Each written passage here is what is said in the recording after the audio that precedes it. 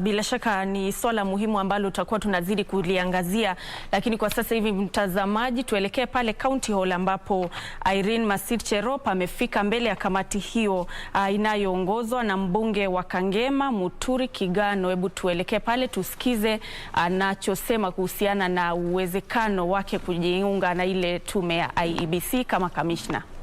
Programs Operations Manager. So when we talk of the issues of NGOs, understand their setup, understand their workings, and even the different sectors they engage in. And that is also where I learned corporate governance in detail and also public administration. Thereafter, Chair, I moved on to Constitution of Kenya Review Commission, deputizing PLO Lumumba. That time we were 4 deputies. I was in charge of civic education. There was somebody in charge of research and drafting, another in finance and also mobilization and outreach. So my docket was mainly civic education. And we actually developed that time the materials for civic education and publicized the need to have a new constitution that time. And I was there for a record of 4 years. Thereafter, I was appointed to the interim Boundaries Review Commission. It was a very short stint, only 1 year, 3 months. But I can say it is a key institutional memory because that's where now I learned the matters of electoral processes. And if you look at my CV before that, I served in Nairobi region as a returning officer in Westlands, the larger Westlands constituency, the larger Langata constituency, and the deputy returning officer Embakasi larger constituency. I was also deputy returning officer. Thereafter, Chair, I've been also in boards. I've worked under Land County Management Board of Elgeyo Marakwet for 2 years. And also currently, I am with the National CDF as an independent and part-time director. Chair, if you look at all those experiences which I've mentioned, and looking at the duties and functions and responsibilities of IEBC, I can say I fit on well. Because in it, I bring electoral management in it, I bring public administration and governance, I bring also matters of finance, because at the CDF board, I've been chairing the Finance, HR and Administration Committee, which at least I've learned some skills. So, Chair, I think that is briefly to do with me. And in total, I have over 21 years experience in both public and non-government work. Thank you, Chair. Yes, members. Any questions? Yes, Mheshimiwa Samara. Thank you, Irene, for your presentation. For the advocates on this committee, we look forward, and congratulations, and we look forward to seeing you admitted to the bar. My question is probably more rhetorical.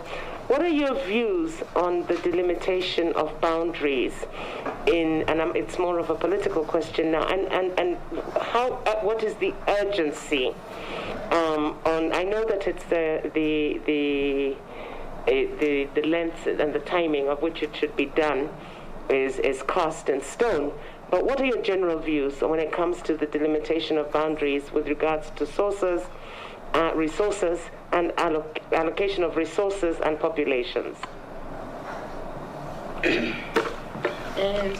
Chair, I want to respond this way. First, from the legal point of view, the law said if boundaries are to be used if the boundaries are to be applied at the next election, they should have been ready 1 year before that election. And it's done between the period of 8 years and 12 years. So the constituency boundaries might not be viable. But it talks also of ward boundaries, which are done periodically. And that one, it doesn't give any time frame. So, Chair, this country, if you read the Gregory report, it was trying to address first injustices and gerrymandering. As we talk today, we have two issues to do with boundaries. One, we have those which have been protected. And two, we have those which are overpopulated. The constitutions talk about diversity and inclusivity. So what is the way forward? If we cannot do the boundaries, there are things we can do to address these issues. One, we can look at the larger constancies. We review the wards and give them extra wards for now, because even CDF, when we devolve resources, we devolve equally. And those which are large suffer really because they are Kenyans also. So we need to see how we can bring everybody on board, and also maybe developing CDF, we can put criteria of wards. We give to constancies, but taking into account the number of wards, so that everybody feels represented and also feels the resources reaches every Kenyan equally. Two, we have these constancies, the 27 which are protected. From the time the population was done, we don't know if their numbers have increased or not. They are Kenyans, and it's very difficult to remove something which a Kenyan already has, because most of them are marginalized. The terrain there is not good. So I urge Parliament that should be an issue we need to look at it before elections, so that everybody feels to belong. Because we need to have one indivisible nation. Because if you take away something which somebody also has, it's going to be a problem, Chair. So it's upon Parliament to review some of these election laws. We see issues which doesn't touch fundamentally on the Constitution, which can be done before elections. So I think we have to address those issues. And if possible also, I'd propose something like IPPG. We come together, political parties and key leaders, to look at it together and address those issues. It was done. That time it can still be done. Thank you, Chair. Any other question? Yes, Kamote. Then Kamote, then Wangwe. Kamote, Wangwe, and then Mheshimiwa Bishimu. Thank you, Chair. First, I will congratulate you for having come all the way. In Kenya, I think we've even become a benchmark when it comes to election. We've seen some countries coming to our IEBC to learn some issues. And I think one of the things that we as Kenyans are proud of is having embraced the fact that votes be counted at the polling stations. We've seen that, in fact, when you go to the constituents tallying, you get very few candidates. It's only those who have already, who are sure of being winners, who attend this, and that's a good thing. However, we've had problems of transmission of the results from polling stations to the national tallying centers or even our constituents. We've had a problem there. We find that the figures sometimes don't change when they are transmitted. So as a commissioner, if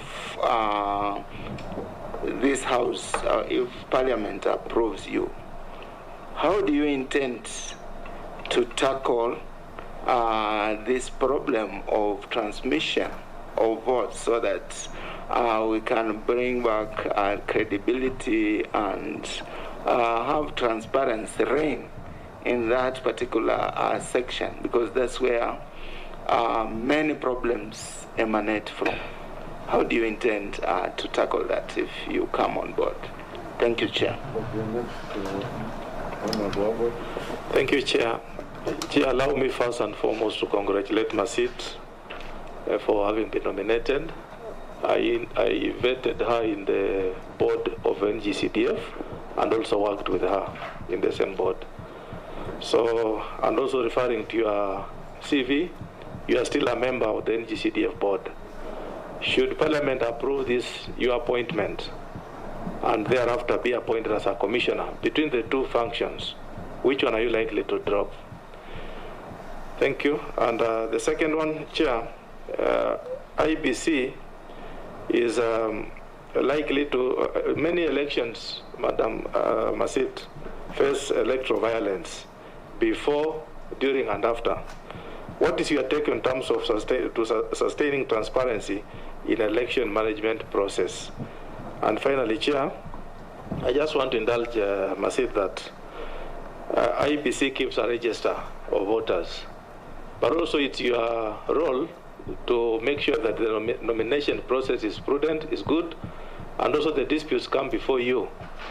Yet you don't have the same register that you refer to. Just make a highlight on what you think should be done on the register of voters. Thank you, Chair.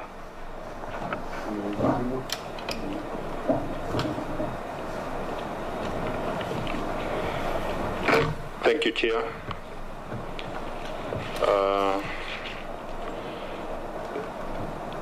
You've had a touch in elections through participation as a returning officer and a deputy returning officer. Were you able to pick some areas during elections that require improvement? And now that you're here for vetting, for approval, and subsequent appointment, should you succeed, what are those areas that you feel that you can improve as a commissioner? Finally, there are so many people who usually leave their houses very early in the morning and come back or vote very late. But at the end of the day, their votes do not count because they are declared as spoiled votes. And I've seen in Kenya, in the previous elections, they ran up to and in hundreds of thousands. Those are Kenyans who are usually denied the right to vote. No, they have been given an opportunity, but their votes end up not counting at all, even after toiling that much. What will you take to the Commission, should you succeed, to make sure that that does not happen in the subsequent elections? Thank you. Okay, answer the question. Are there any other? Yes, Director. Okay, thank you, Chair. I have two quick ones. First, I'd like to congratulate Madam Irene for making it this far. My first question is, I've seen that you've written a dissertation on employee counseling and stress at work. In view of the fact that IEBC is a highly stressful work environment, should you be approved for appointment, do you have any plans of guiding policy on staff mental health and how they can manage pressures to alter election results? And my second question is, I see you contested for a political seat in 2013 to be a woman representative. Did you contest for a political seat in 2017? Thank you. Please answer those. Can answer this one? Thank you. I think those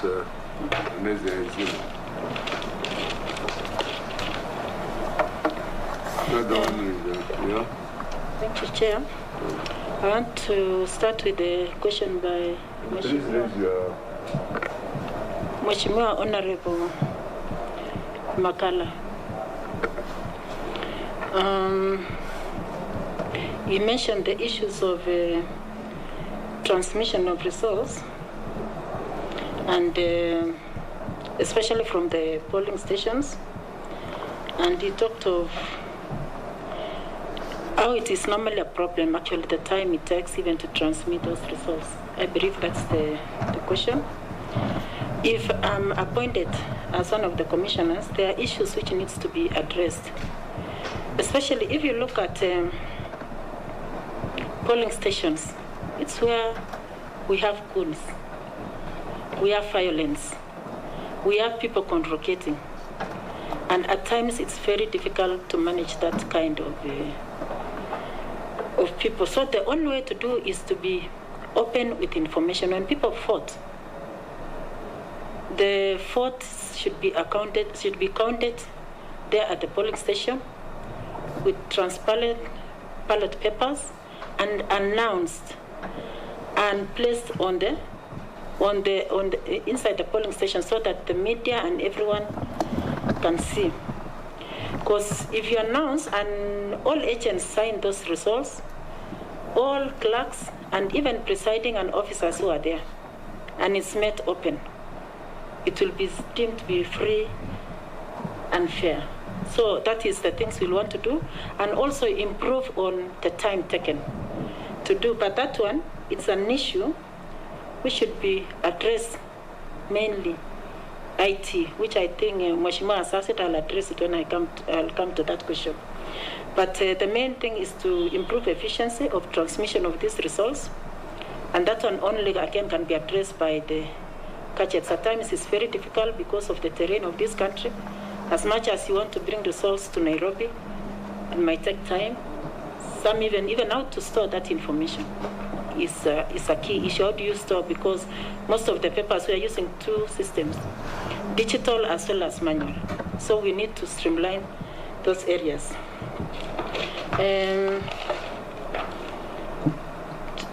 For Honorable Wangwe, you mentioned that I'm currently an officer or a director with NCD, but what happens if I'm nominated? I'll resign as a member of National CDF, because public service or a public servant, you are not supposed to have two government jobs at the same time. It is not allowed by law, and there are those values which are stated in the public service code of conduct, so I'll abide by that. And one is supposed to also have one job at a time. And you talked about also electoral violence, how we'll handle. There are various codes of conduct. As you see in election laws, there are those codes of conduct for member of a commission and staff. There are those for political parties, and even anybody else. So people have to abide. We have also Leadership and Integrity Act, which guides us, and also even Public Ethics Act. So there are various laws. It's only that to ensure that they are implemented to the letter. Because if they are not implemented, there's no need having them. So there are ways which those issues can be addressed, and we are a law-abiding country. So it's good to stick and go by the law. There is also an issue you mentioned on registers. You said political parties have their own registers, and IEBC have their own. Which way? My take is that I would go for IEBC registers. Why?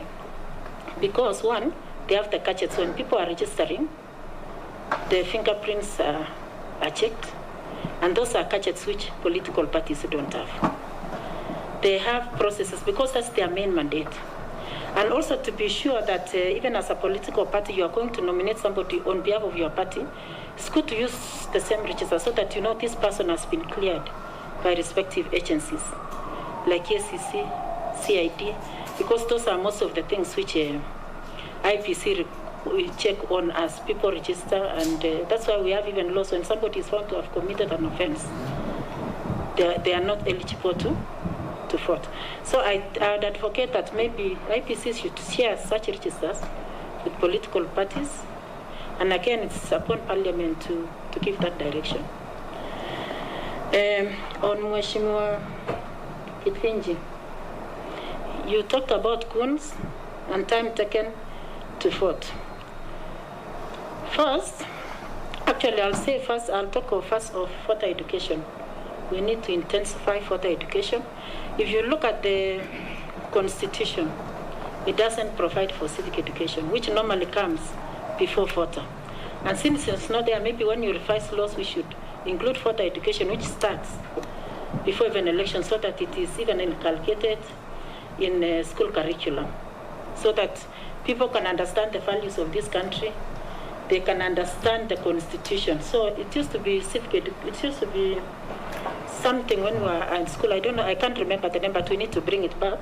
And then further education. But mainly, I want to dwell on the issue of IT.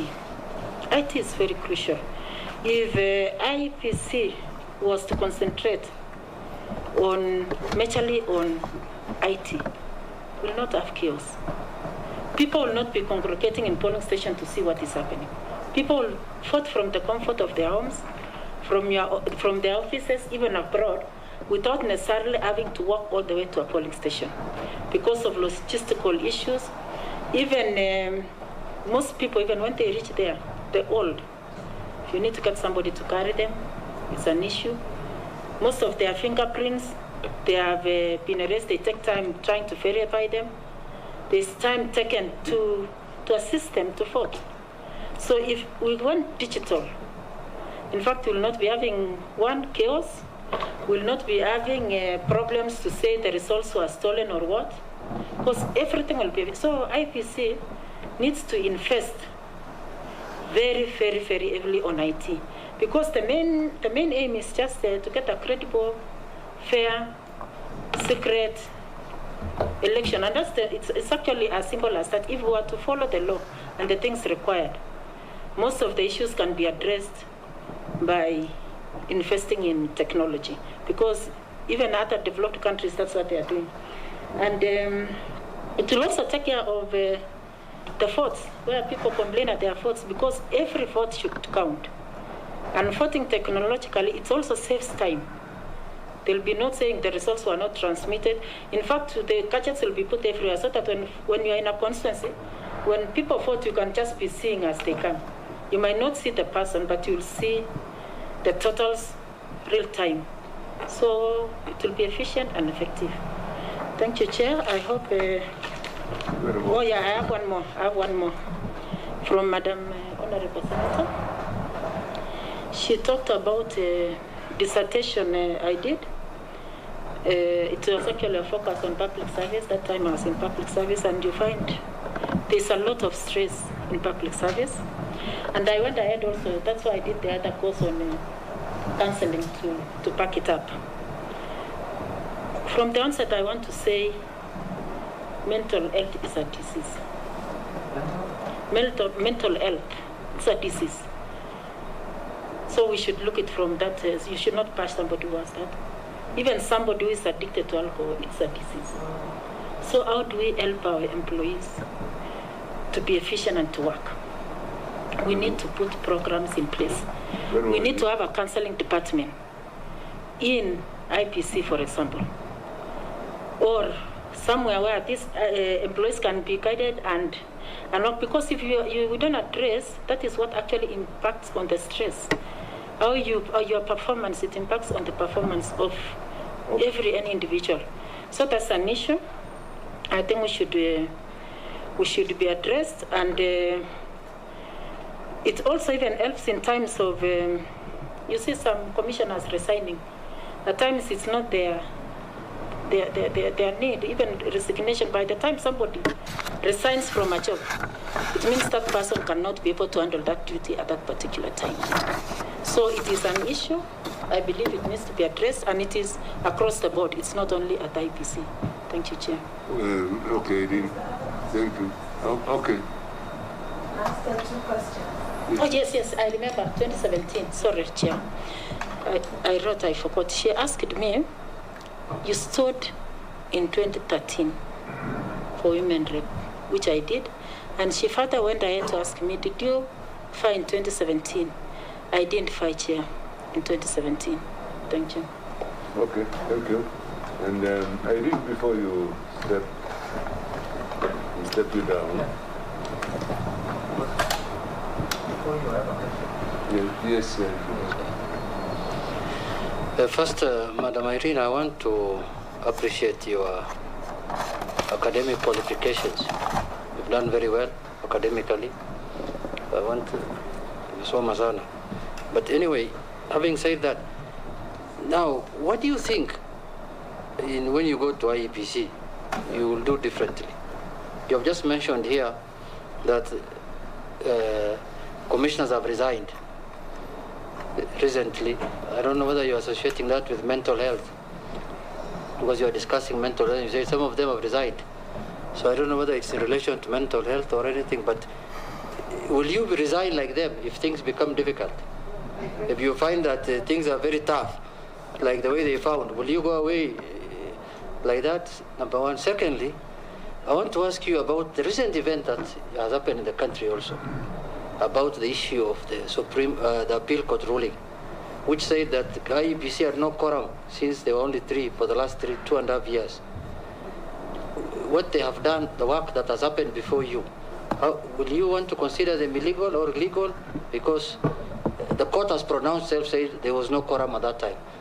Tell me about those two issues, whether you run away and whether you, about the Court of Appeal issue. it is important. Let me buttress what Uneti is saying. I also noted that you took the issue of resignation very lightly. Just by the way, as if it's a matter of mental health or depression. Don't you think that is a very drastic step that would put this country into chaos? Would have put this country into chaos? Thank you. In answering Mheshimiwa Junet, I want to incorporate that because I picked it. Yeah, thank you, Chair. First is to do with the issue Mheshimiwa raised on resignation. Yes. I want to say first, if you are given a duty you cannot handle, especially now we are going to elections. It's only 1 year before elections. And you don't even understand where you are coming from. Obviously, you'll face a challenge. So the best thing is to immediately undertake capacity building and training, to induct all of us in the roles and what is expected of us. And that's where corporate governance comes in. And the issues of roles, responsibilities, decision making. How do you make your decisions? And also responsibilities. So, and collective responsibility. So those are issues which should be done immediately, so that even as we go to the field, we understand our roles very, very well. Training and capacity building is continuous. You cannot just say, I did in university, I've done well. It's a continuous process. And every time we do our work, we need to be going back to the drawing board and see where we've done well and where we need to improve. And consultation. We have to consult with key government institutions. Though we are supposed to be independent, we are also interdependent. In terms of laws which govern the process, we have to come to Parliament. In terms of finances, we have to be with the executive. In terms even of these other fittings, so we have to regularly consult and bring everybody on board. We cannot say we are preserve of knowledge or that we are going to do things on our own. And finally, on the issue of saying that some work has already been undertaken, which the ruling has done away with, I think that is very clear. We'll just have to seek advisory opinion from the Supreme Court, because we have to know what the law says, and we have that opinion, and it will guide us in our work. But we cannot say this or this. We are not lawyers. We are not experts in that field. That's why I'm saying we need to work closely with other government departments. Thank you, Chair. Ms. Masit, we are talking with a lot of respect for you. This question raised by Mheshimiwa Junet is a very critical. It's critical to you. Yeah? You want specifically if you your comment on resignation of a commissioner, prompt registration, resignation without preparation. You just wake up one morning and say you are resigning, right? Without considering the impact that step is going to have on the country. You want Chair, I just want to add on what you said, to which before Honorable Shamala comes. You see, you are saying that now you have applied for this job, you were nominated by the vetting panel, now you're in Parliament. In the event Parliament confirms you for the job and you're appointed, are you saying that you have to go and build your capacity again, go for training on how to handle elections and build your capacity? Then that's when you will assess yourself whether you have a capacity to handle the election or not. And if you find out that you don't have the capacity, you will resign. That's how I understood you. Secondly, the court of what we are speaking about, the ruling of the court, is as of today. Seeking an opinion is another day. You can go and appeal the matter if you want, but as of today, what is your opinion on that matter of the Court of Appeal as it stands now? If I may. I think there's two issues that have to be divided here. There is an issue of where we had 3 commissioners that actually eventually tendered their resignation, and then there was a commissioner that just disappeared, literally, and gave no notice. And what are your opinions on that? When it comes to the issue of the opinion of the ruling of the High Court of the Court of Appeal, has there been any indication that the parties are going to appeal to the Supreme Court? And if they do, is this matter sub judice, and will you be able to comment on it?